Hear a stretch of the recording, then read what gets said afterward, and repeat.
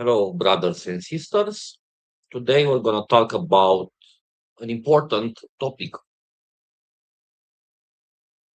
the communication between certain esoteric spiritual paths that is very less known today. So, all the knowledge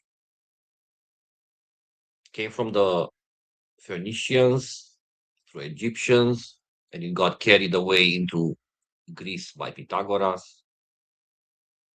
And then it branched off into the Jewish Kabbalah, and it branched off in the Abjad Arabic Kabbalah, and then, believe it or not, it branched off to the Nordic people too, because between the Nordic people and the Arab people was always a very close connection, believe it or not.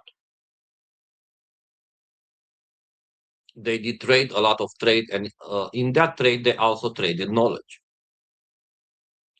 So I was sitting with the Skaldas Kaparmal text, a certain paragraph from there, quite a long time.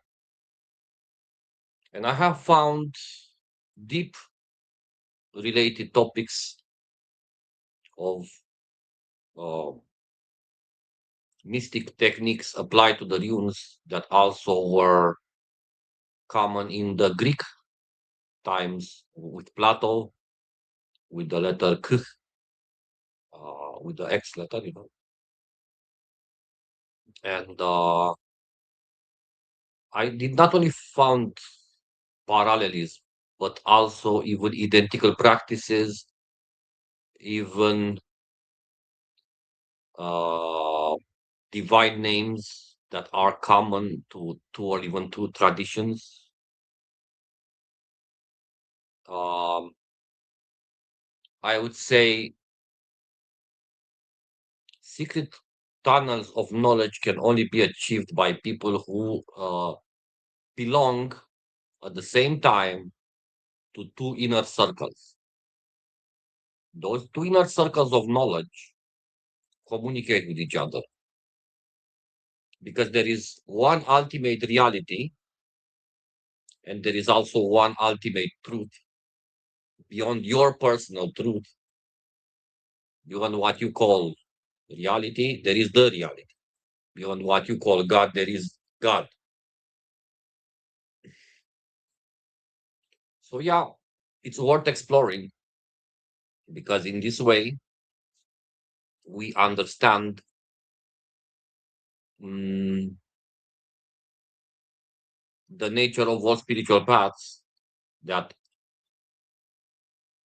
have not only certain ideas in common, but actually have in common core esoteric practices and techniques, even. So, as I was sitting with myself, let's say a couple of time ago, I was meditating at Odin, and by inspiration, let's say I extracted a technique called the hammer to the heart, which I spoke in an indirect way here on the channel in a previous video.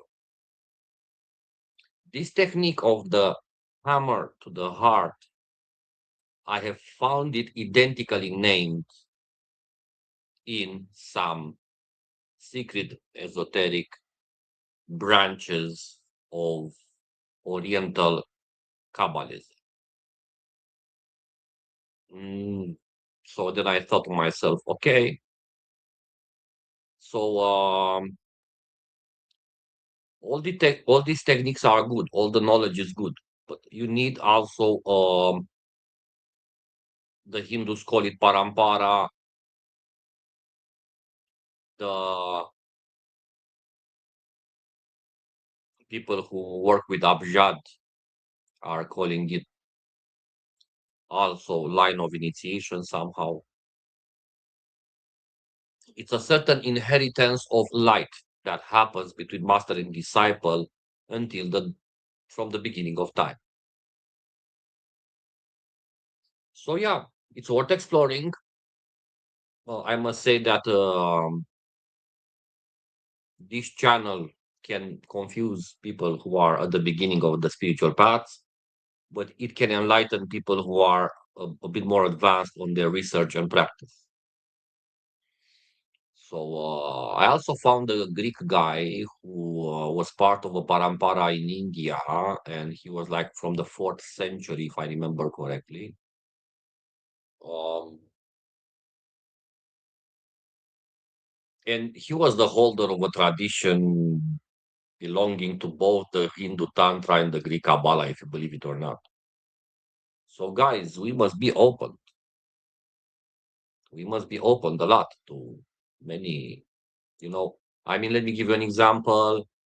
From the PGM tradition with the Greek magical papyrus or the Coptic traditions of the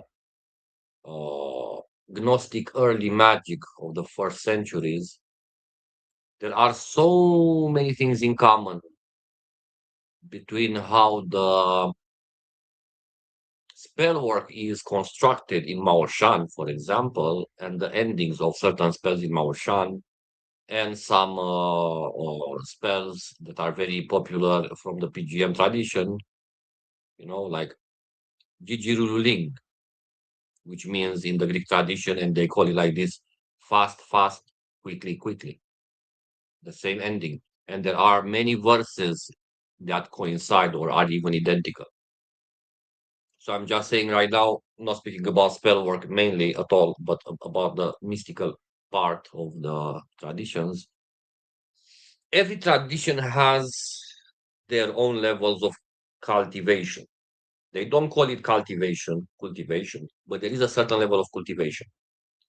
So there is a certain level of cultivation in the Arabic Kabbalah, and there is a certain level of cultivation in the Judaic Kabbalah. My favorite one is with the Abulafia system.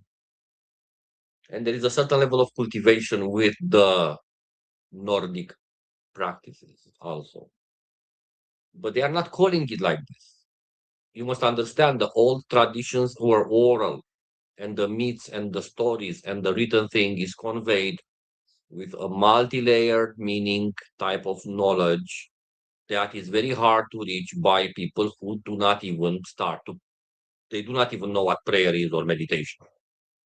They read it on the internet, they know the word meditation, but they have not meditated 1 minute in their life. This video is not for them. This video is for people who have achieved a high level of knowledge, of practical knowledge of the real self. It's more like an invitation to track back your spiritual experiences, even from multiple traditions, and try to connect some dots to make your understanding and vision more better.